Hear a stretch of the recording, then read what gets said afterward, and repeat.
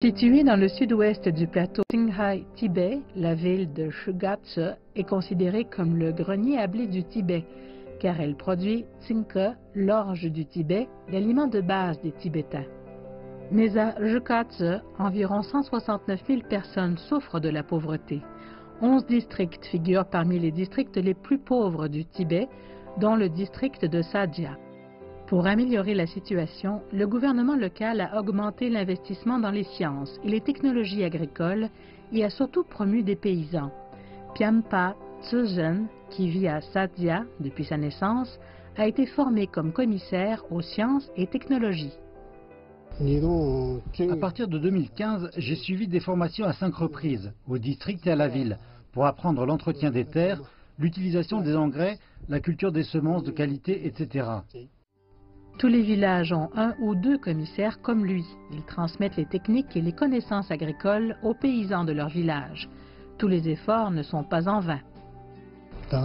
Après avoir appliqué les connaissances à la pratique, les rendements s'améliorent de plus de 150 kg à 250 ou 300 kg par mou. Début 2017, plus de 10 900 commissaires ont suivi des formations au Tibet, guidé les autres paysans dans leur apprentissage des techniques et ainsi enrichir la région. Voici le district de Damsion, à 500 km de Lhasa, où habitent plus de 1800 ménages pauvres. Leur revenu repose principalement sur l'élevage traditionnel.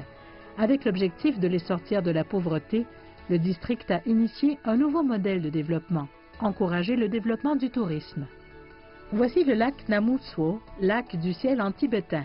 Pendant la saison touristique, le nombre quotidien de visiteurs peut atteindre 3 ou 4 000. Kung Sui Tsida est patron d'un hôtel-restaurant situé près du lac. Il avait ouvert celui-ci dans les années 90 et a procédé entre-temps à des aménagements importants. Au début, on n'était capable de recevoir que 5 ou 6 personnes chez nous, et ils dormaient à même le sol. Au fil du temps, on a construit de nouvelles maisons, on a été raccordé au réseau électrique et on est devenu bien desservi par le réseau routier. Maintenant, l'hôtel peut accueillir plus de 200 personnes. En tant que berger, il gagne seulement 20 000 yuan par an, mais grâce à son hôtel-restaurant, Kung Sui Tsida gagne plus d'1 million de yuan par an, soit environ 152 000 $ américains. Environ 70% de paysans locaux se sont reconvertis dans le tourisme, ce qui a changé radicalement leurs conditions de vie. Le Tibet regorge de ressources naturelles et culturelles typiques. Pour admirer ces paysages magnifiques, plus de 8 600 000 touristes chinois et étrangers ont visité le Tibet dans la première moitié de l'année.